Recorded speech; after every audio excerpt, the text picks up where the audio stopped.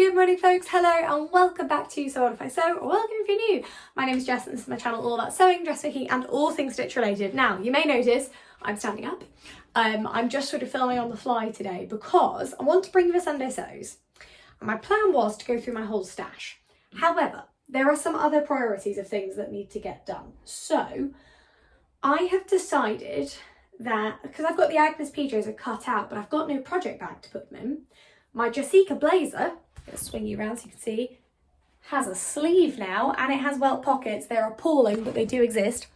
And I've actually got a bit of energy and I want to get some of the sort of works in progress that are in my wardrobe just done. And either they can be put in a longer term bag if I'm waiting for resources for it or something like that.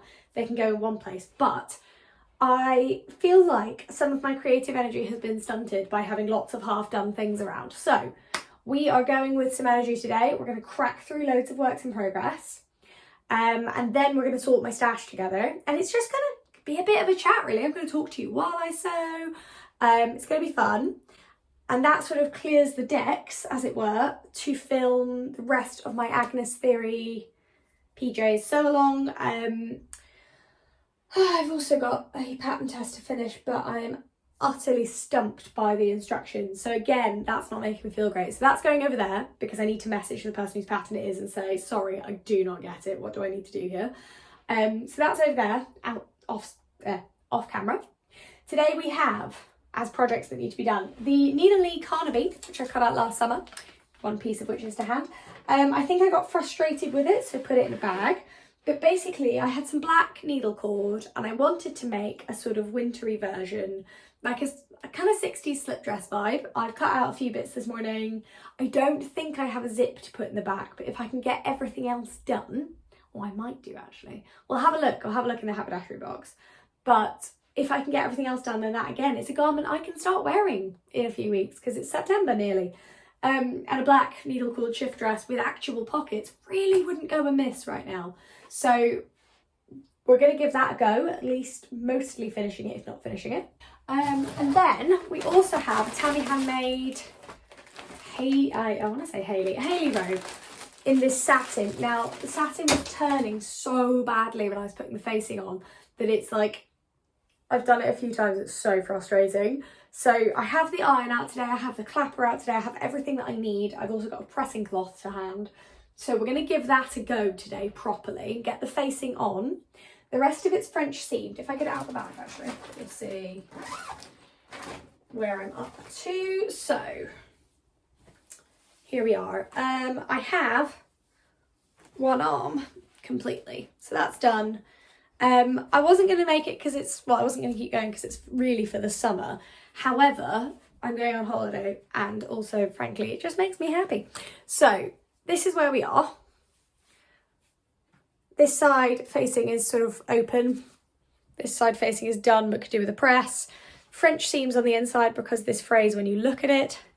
I'm hoping there's another sleeve in here. We have a sleeve. We also have the tie, which I got through turning out last time and was so frustrated again. I put it away. It's ended up very skinny. I don't know how. But going to give that a press as well.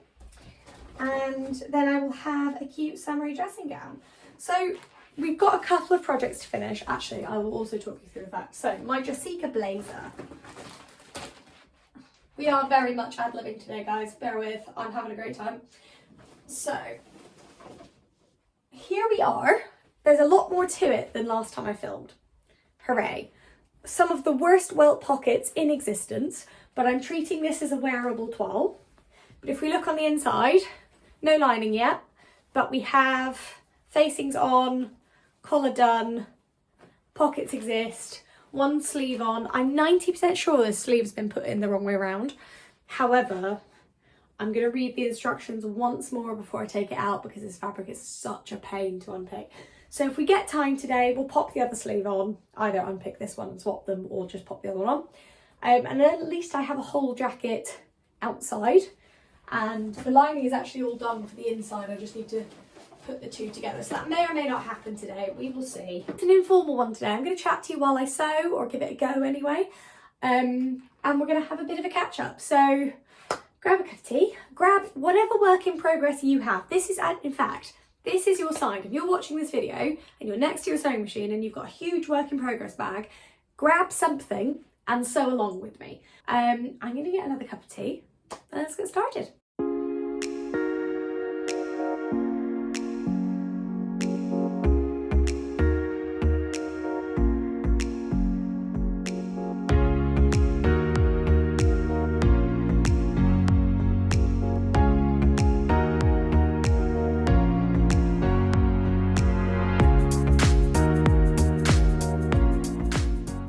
So we've had a little tidy.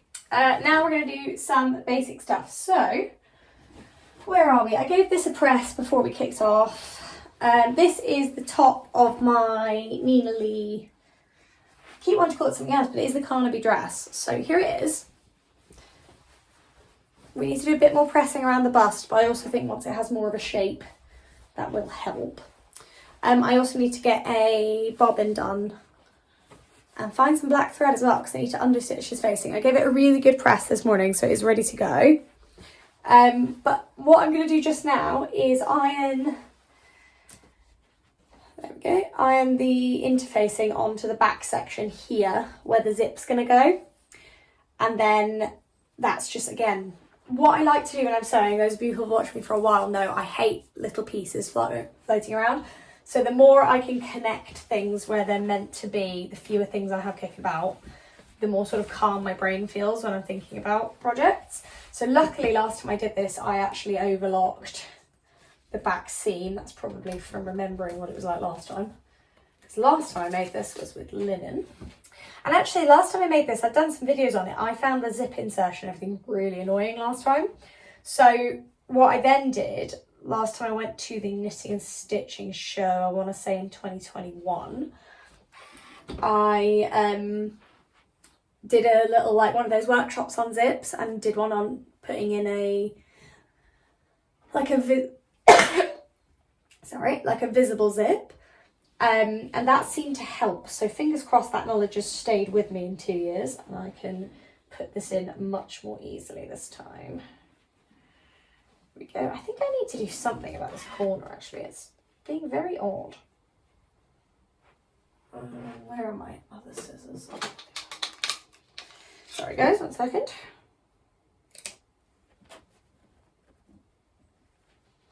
Is that going to sit a bit better? There we go. It's funny, isn't it? When you're snipping a neckline, if it's like quite a sharp curve, it can be so easy to, like, you need to snip more little sections than you think you would. But I also think, it's due to the weight of the fabric as well. Right, so that's down there. Then when we pop the zip in, the facing will be included. Will it? I always worry with facings. I don't know how to make the top of my zips lovely. Like, I assume it needs to go in there. And then maybe we stitch it down like that and turn it through. I will have to think about that. But I don't think I have a zip, so that is not a job for today.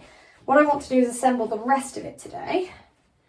And then again, it is something where it's much easier if you have a work in progress, but you know it's not done because you need a zip or you need elastic or something. When you're ordering haberdashery, you can just make sure you get that and then it can be done. Whereas when it's sat in pieces, taking up room and brain space, it can be rather frustrating. Just pop them. There seemed to be some kind of, what's the word? Controversy over interfacing. Some people steam it and move the iron, some people don't. I tend to just plonk and wait. But I have to say, needle cord is quite nice to work with. I originally got this fabric for a Tilly and the Buttons Clio, and then realised there isn't a single Tilly and the Buttons pattern that actually fits me and my body and that I like the instructions of. So that idea went to the wind, really. Why are you being so weird?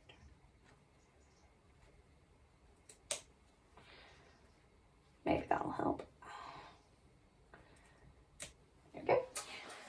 But one of the downsides of using needle cord for a pattern like this, like, it says you can use denim and stuff, so, you know, you must be able to. But it doesn't, when you're negotiating it into curves, you really, really do have to make it work.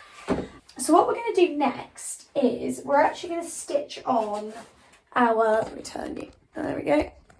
We're going to stitch on our pockets. Now, I'm going to pop the sleeves over here because I'm entirely undecided as to whether I want to use them or not.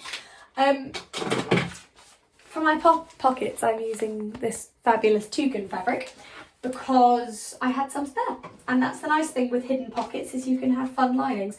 Plus, cotton is just so easy to work with that I fancied making life easy for once and just popping them on. So, pocket piece needs to go back in the envelope.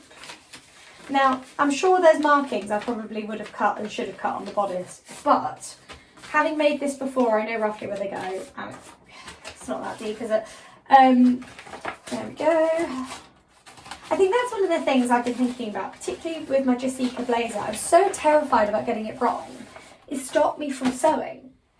And that's insane to me. The thing is, you can obviously practice and such, and but at the end of the day, it's a wearable toile. Like, well, it wasn't meant to be, but it's going to be. It's going to be a wearable toile. It's not the end of the world. Like, sewing is not only something I enjoy and like something I do to create clothes, but it is a hobby, and it is traditional with a hobby to be utterly useless at it to begin with. So if you're always striving after perfection, I'd argue you probably get very little sewing done. And the thing is, obviously, there are people again who say that Instagram is changing the way people sew and it's making people appreciate good sewing less. I strongly disagree with that. Because the thing is, yes, there are those out there who churn things out to put them on Instagram. But I actually think that's the minority, because the only way you can get good at something, whether it's a hobby or a skill, is by practicing it. It's that whole 10,000 hours thing. And by the nature of practicing, the things you make probably aren't going to be fantastic the first time round, and that is okay. It's about that, isn't it? Let's put that in a wee bit. There we go. Like, I strongly believe that it's your hobby, so sew what you want. But also, yeah, you're never going to get good at zips if you only do one a year very tentatively. Equally, with welt pockets and me, I definitely need to give it a go on scrap fabric more, but the only way I'm ever actually going to get good at it is by making garments that involve them and forcing myself to use that skill. It's the same way that when I used to teach yoga, positions I hate doing in my own practice are good for other people. So I made it a point to always include them in my classes so that I forced myself to do them, because it can be very, very hard to make yourself do something that you don't want to do, whereas if you're doing it because a pattern demands it. Sorry guys, 1 second. Ooh, that's an interesting noise. What's that about? Ah, okay, that's exciting. I don't know if you guys get this. Occasionally, at the very bottom of my bobbins, like just as they're going to run out, I end up with a weird sort of double thread.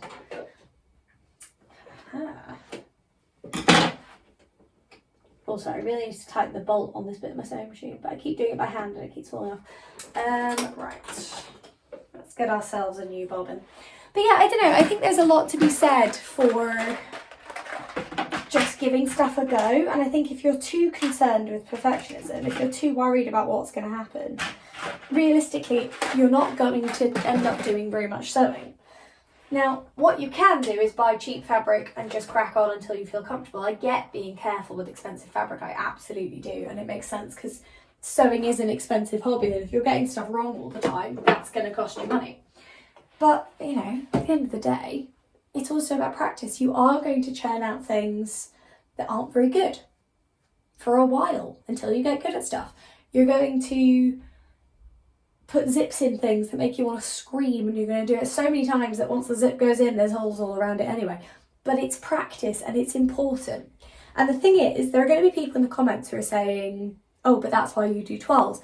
It is, but also constantly practicing and never sewing the real thing for a lot of people isn't particularly joyful. Now, some people love toiles. They absolutely do. I'm not a girl who likes a toile. I've said this before, if I make a toile, I know it's a toile, so I don't try as hard, and then by the time I want to actually do the real thing, I'm doing it again and I'm bored. Like, part of sewing for me is also the discovery and, like, learning new skills on the job, as it were. That's how I best learn. So I don't care though that jacket's going to end up as a wearable toile. That's fine, I'm still going to wear it. Like, it's fine. It just probably, you know, won't get worn to the smarter things I wanted to wear it to. But then I'm going to make another one anyway, because to be honest, having more than one blazer is kind of useful, especially if one of them's not great. But I do think that there is sort of,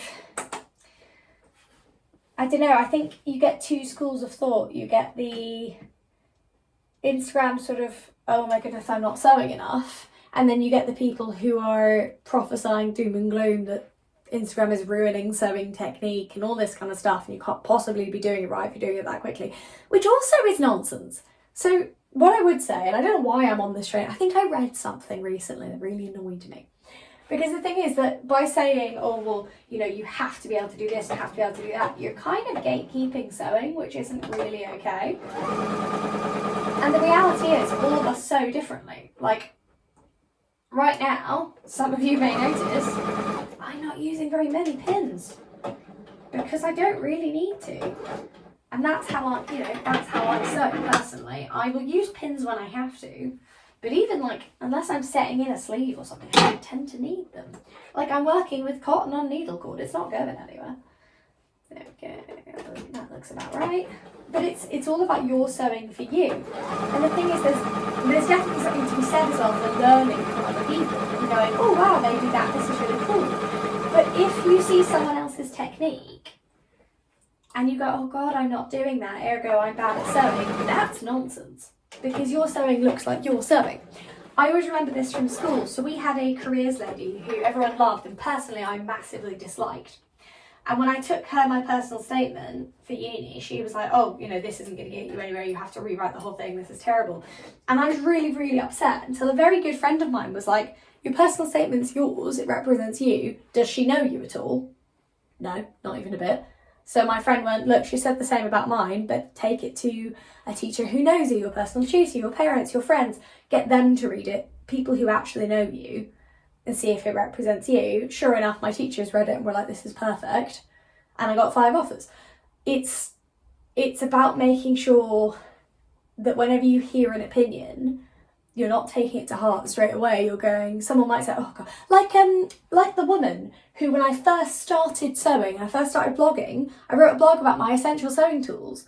And I said, oh, you need good dressmaking scissors. She saw a picture of my scissors and said, those are terrible, you won't get any sewing done with those. Allow me to show you what good scissors are. And then she went and wrote a whole blog post explaining what good scissors are so that she could in some way teach me. Now, I was very new to sewing. I had the scissors I could afford, realistically. Didn't know what I needed, bought some scissors, end of, done. When I first started sewing, that really, I was like, oh God, am I doing it wrong? Like, ah. And then now I realise that I'm like, oh goodness me, how bored can you be if you're policing other people's choice of scissors? Jesus. But I know now that opinion may have been hers and she may feel that's very important, but it doesn't matter to me. I love my nice scissors, absolutely. But at the end of the day, scissors are scissors. So I am in a small ranty mood today, it has to be said actually. So let's talk about other things. Haha. Toucan pockets, love it. So what's coming up in terms of the channel is probably a good one. Now, the week we're about to go into, you're seeing this the same day I filmed it. So you'll see this tonight, filmed it this morning, having a whale of a time.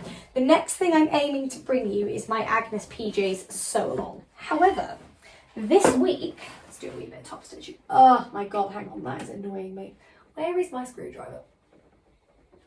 I've got one in here somewhere. Sorry guys, one second. There it is. I really must get my walking foot out at some point as well. Yes, so this week I'm aiming to bring you the Agnes PJs sew along. However, there are a couple of things that are somewhat in my way. One of them is the fact that this week I have my second pattern test due, which I really need to get on with. One thing is I'm halfway through, I just don't understand one of the instructions. You know when you feel like there's a whole step missing, but it's a pattern test, so you also want to make sure you're reading really carefully and like, it's basically just triple check it's not you. Hold on. There we go. Just paying attention to my top stitching there. I also realised I've got my back to you, so I will turn the camera around in a second because I'm going between the sewing machine and the iron, so it's sort of, you know. Actually, maybe I can take you out here and then turn this. This is not the best in terms of, oh, it's super professional vlogging. However, it is much more fun. So we are where we are today. You are joining me for some sewing. Because also, I feel like I'm not one of those channels where people can, like, I'm not here to give you super good tutorials because I'm learning as well. Obviously, I'm still learning and I'm better than I used to be, but I don't necessarily think I should be teaching anyone. So we're having a chill morning, it's fine. Anyway, so this week, firstly, yes, pattern test is due on Friday, and wait till you hear my week. So, obviously, bank holiday Monday. I'm technically on call today and tomorrow, so if my phone goes, I will have to stop vlogging. But we're going to see how far we get. There we go. So I've got that on, and then I've also got... okay, let me remember this properly. I've got something on Tuesday now. Oh yeah, so I'm working an event on Tuesday. I have a big 9-day event on at the moment. It's building right now and it's live next week. So I'm opsing, I'm on site on Tuesday, staying for the press view Tuesday night. Wednesday, I'm on site. I'm seeing my PhD supervisor for a meeting, and then I am going to a really fun sewing event actually at Fabrics Galore. More details on that on Instagram because I'm waiting for the final details, but it's going to be really fun. It's like 6 till 8. There's going to be pizza and fabric. I'm really excited. And also it's really lovely to get to meet sewing pals. So if you're in London, please, you know, give it a go. Come to it. It's going to be fun. So that's on Wednesday night. Thursday night, again, I'm in work early because I've got to sort some stuff and I'm on site and opsing. Thursday night, Adam's sister's 30th birthday. So we're going out for that, and then after that we're going back to Essex because there's a train strike on Friday.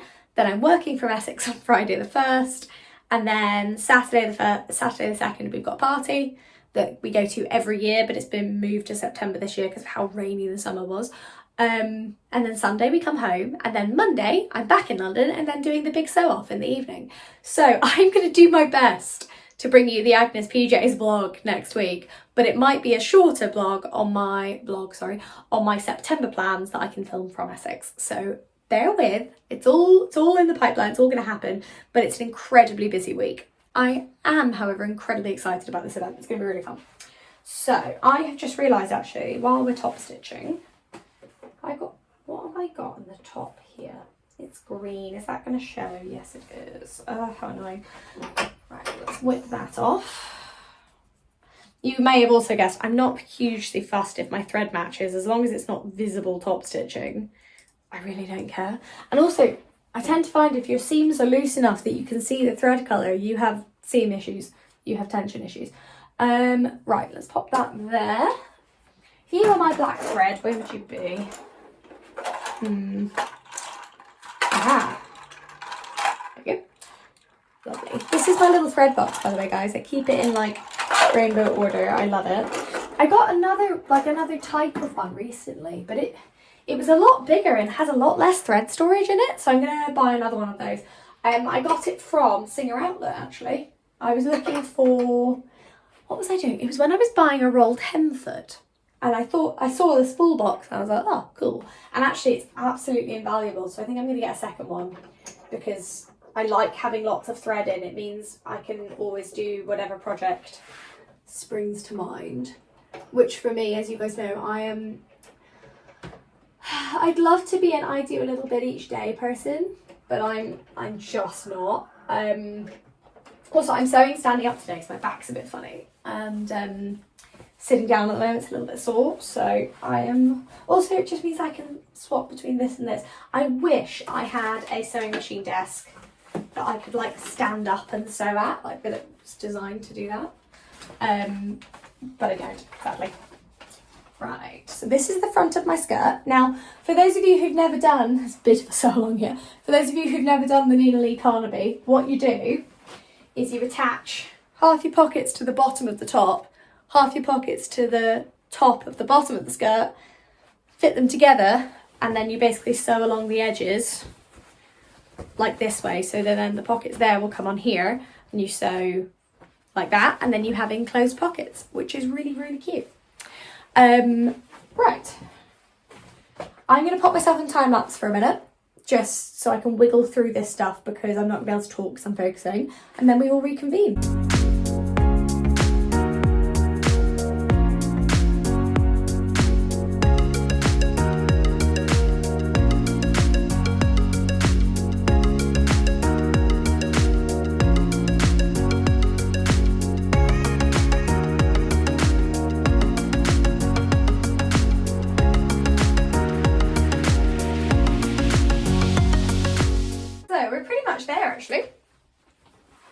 Forgot what a quick sew this can be. I don't mind the pockets gaping a little because it's sort of a fun flash of colour. We've got a hem done. The back is done all the way up to where the zip will go in, which is interface, so we'll do that when I have a zip. And the only thing I need to do, I've decided I'm going to leave it sleeveless. I kind of like it sleeveless. Like, the sleeves are fun, but I think I run hot a lot of the time, and I think having a sleeveless dress is going to work better for me. Like in the winter, if I'm wearing tights and boots, I can wear a cardi, or if I'm too hot, I can just have my arms out, which will help a lot. So I'm really happy with this though. I'm good. I'm glad I decided to make it such a long time ago. So I need to do the zip, and I need to do the armholes in bias binding. But I might leave it for today just so I can crack on with something else in the pile. I'm going to put the sleeves in my rag bag because my plan is that at Christmas I'm going to make a closet called Poof with all my scraps. My last lot of scraps went to the, what's it called?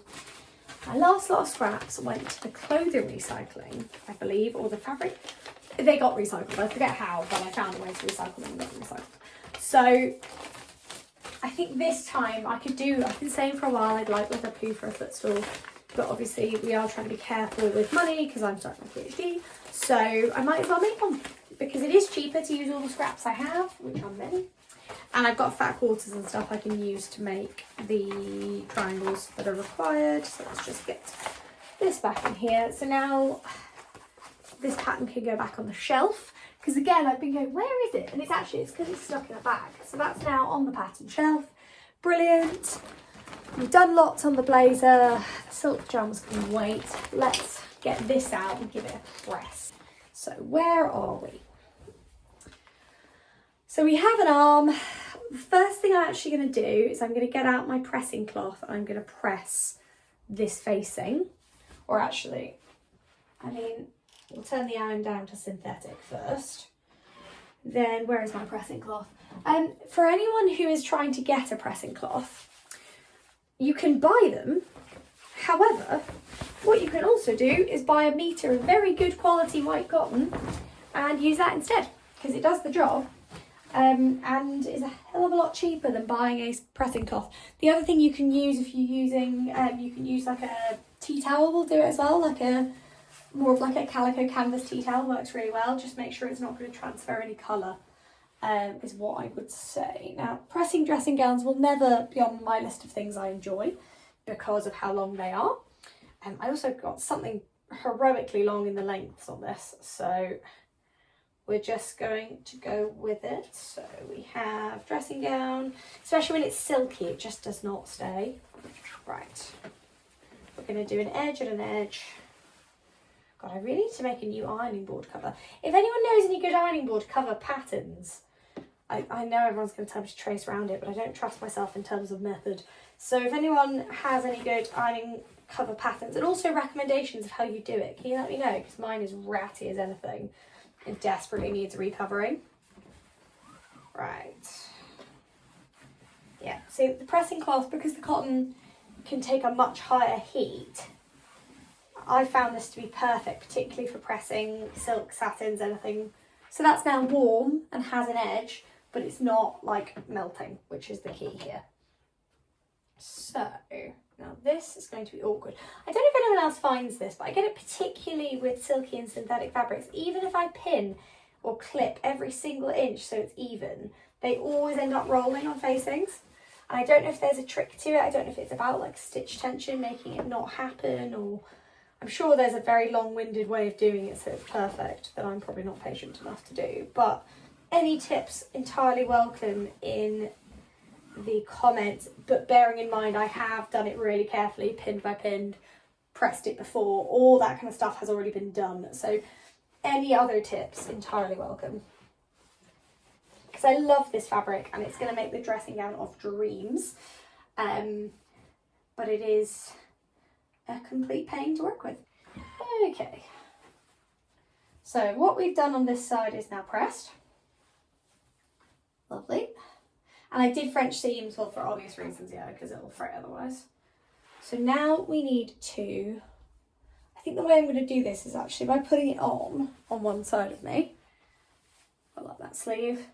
Sleeve's tighter than it normally is. And then we're going to get the facing here. I'm going to press it from the bottom up.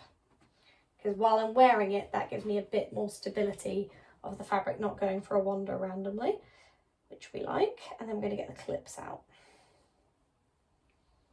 Okay. Because pins just fall straight out of this and it is infuriating. Thing is, I've made this pattern quite a few times now, but I've always made it with a viscose or a waffling or a cotton, or, you know, something where the fabric is at least vaguely stable and pressable. Making it with like a satin is, or what's really probably a poly satin, is absolutely infuriating, and I do not recommend it. Fantastic pattern. Do you know what? Maybe I recommend it if you have patience, which I do not have. I've got the clapper nearby in the hope that that might help, but really that's more for thicker fabrics. Why, oh dear God, why? I might have to put this in time lapse because I'm going to swear a lot in a minute. Right. Maybe we do it and then we sew in tiny sections. Maybe that might work. It's also fraying, so it's not the width it was when I first put it on, which is unfortunate.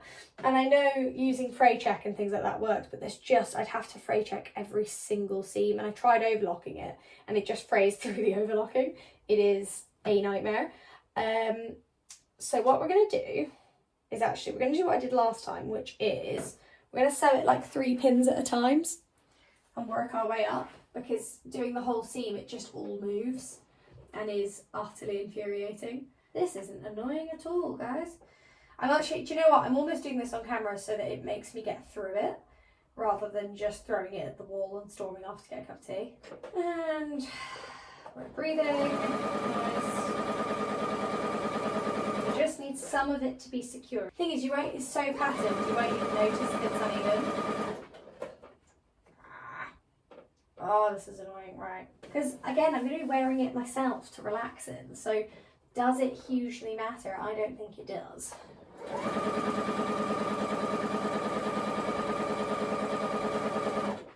Right, let's have a look at what we got. I think this falls into the category of something that I would love to be perfect, but it won't be.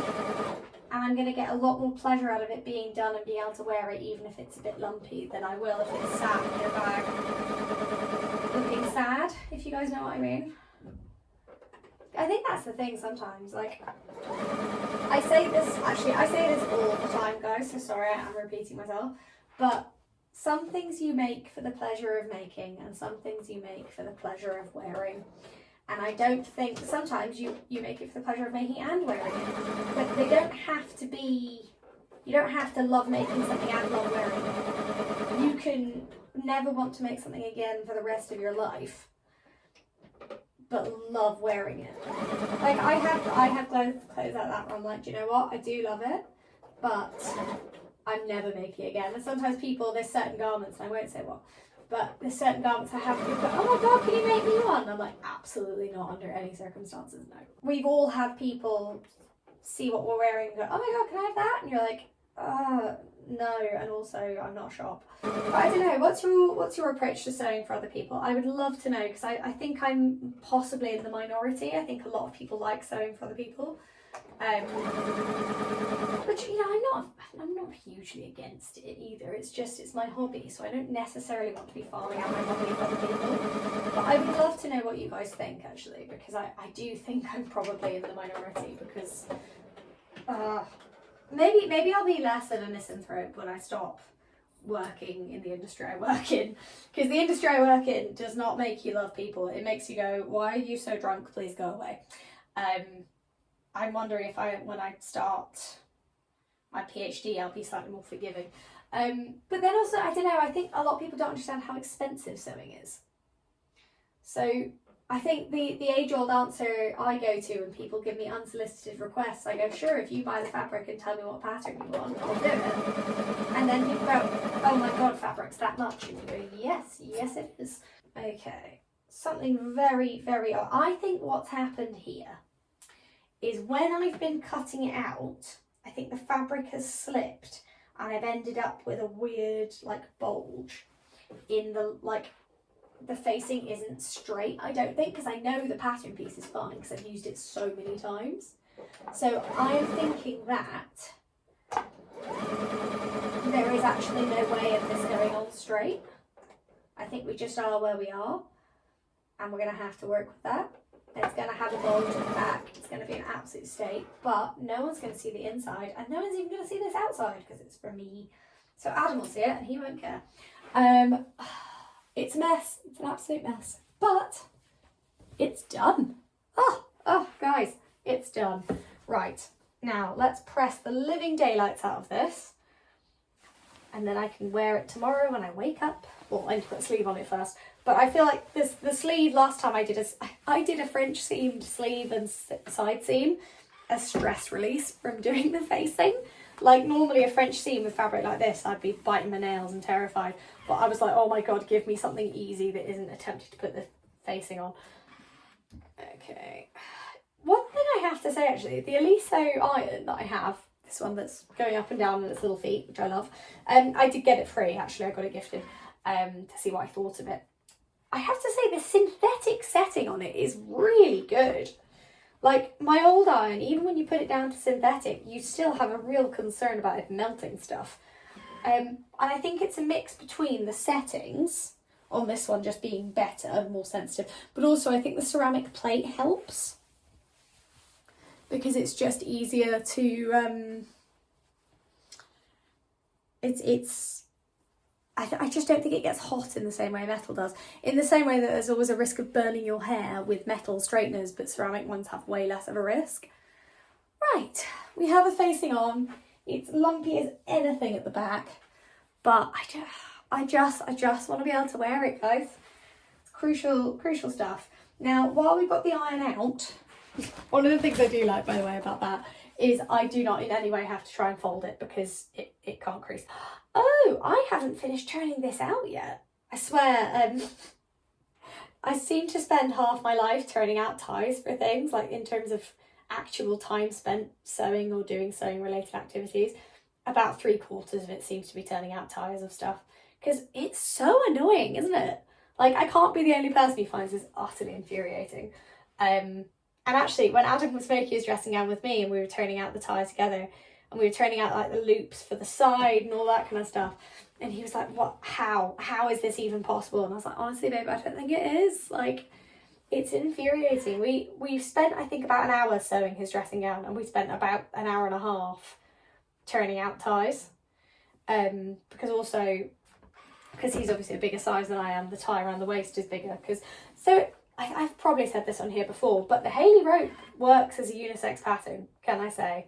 Like, because it's got no like bust shaping or anything and it's quite a broad fit, it works perfectly. Like Adam loved it. I think my sister has commissioned one of the toweling ones I made her last year for her partner because he's quite jealous now, I think.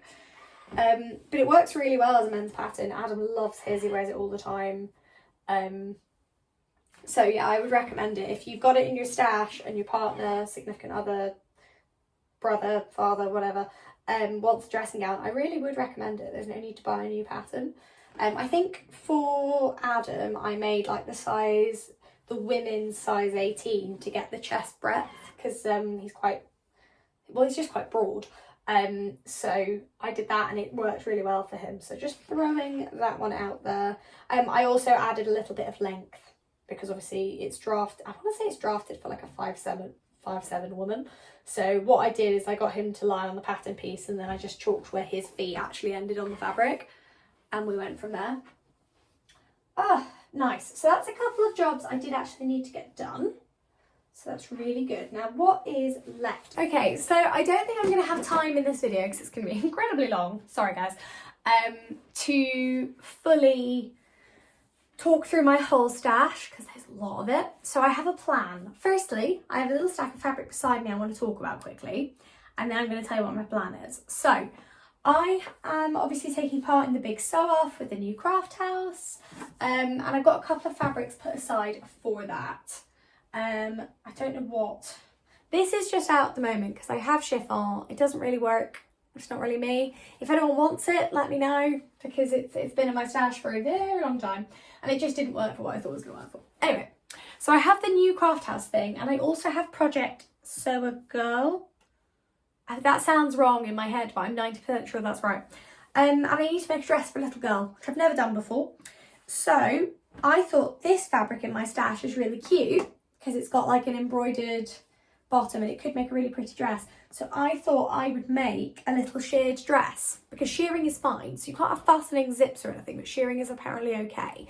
So I thought with this as the skirt, that would look really pretty, and then just a sheared top. And I thought maybe little tie straps could be cute. I've never sewn for kids, but I would have liked that when I was a kid. If anyone has any resources, sorry, I just love this, it's so beautiful. If anyone has any resources on sort of standard kids sizing and dimension stuff, because I don't sew for kids, I don't know. So if anyone's got any good resources they'd like to share, please do. And keep a lookout, because next Friday on the 1st of September, the proper launch video for Project Dress a Girl will come out. And you can get involved and find out what you can do. But this is the fabric I'm going to use for that, definitely. Then I have these two fabrics which are going to come to the new craft house with me. So I have 3 meters of this. It is a sort of flowy poly blend, like a poly viscose, but it is really, really nice. It's a lovely colour. It's fully opaque. And I just thought I want somebody to feel fully comfortable. So I figured that I would make something in this, because it's, I mean, blue is a sort of colour anyone can like. It's kind of mass appeal. And I'm probably going to make the Holly Dennett, I've just realised I can't name it, the new Holly Dennett pattern that will be coming out, and it will have a launch date by the time we do this, but I pattern tested for it. It's amazing. So I'm going to make that because it's nice and loose, although it does have a zip and the VN doesn't. We'll think about it. But I have a lot of this fabric and I'd like for it to go to a good home, and that pattern is really comfortable, really lovely. So I thought that's probably going to come to me for the come with me to the new craft house. And then I'm also going to bring this along. So I have about a meter and a half of this. It's kind of fun and pretty. I was thinking an Amaya blouse, as I talked about last time.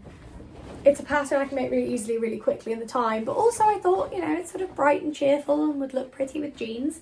Again, it's just the wrong base colour for me, but for someone else would be absolutely lovely. So I was thinking an Amaya shirt, because also I wanted to go with garments that have a loose silhouette, can be modest if you want them to be, so longer dresses, things with longer sleeves, but are also kind of fun. So I think I'm going to do that. I'm going to take those two to the new craft house, and this chiffon really just needs a home. Not sure, it's not me, so if anyone does want it, please say I don't want it. I'm not being polite, just please get it out of my stash. So that's my plan at the moment. Second strand of the plan in terms of an actual stash video is I am finally going to get around to signing up to Stash Hub. And it's owned by Yvette and her partner, and they're fabulous and it's so good. But until now I was like, oh, I don't really need to keep track of my stash. But actually now I'm moving into a space as well where I want to be more careful with money. I want to take a full inventory of what I've got and what I need, what I don't need, all that kind of stuff. And moving forward, be a lot more sort of aware of what's actually in this space, particularly if, you know, if in the future we're moving or we want to downsize or anything like that. I want to know what's actually in here, and what I can use and what ideas I have for stuff when I buy it as well. So if you would like me to do an actual video of me like loading stuff onto Stash Hub, it's not sponsored by the way, I just think it's a really good tool, and going through my stash like that, let me know if that would be useful. I would like to, I'm going to do it anyway, so it's no bother to film it. But I think that's the plan, because I cannot go through my stash today, and I've done actually a lot of sewing. So guys, this has been a really long one. I hope you've enjoyed it. I hope it isn't just the ramblings of a mad sewing woman. If you did enjoy it, please, please, please remember to like, share it with your sewing pals if you want to, and subscribe if you want to hear more from me. There are over 5,000 of us now, which is really, really cool, but I don't want to stop there. And I want to keep bringing you content you guys really enjoy. So with a following wind, the Agnes PJ Sew Along will join you next week. If not, it'll be the week after, and I'll bring you some September plans next week. Until then, thank you so much for watching, guys, and I'll see you next time.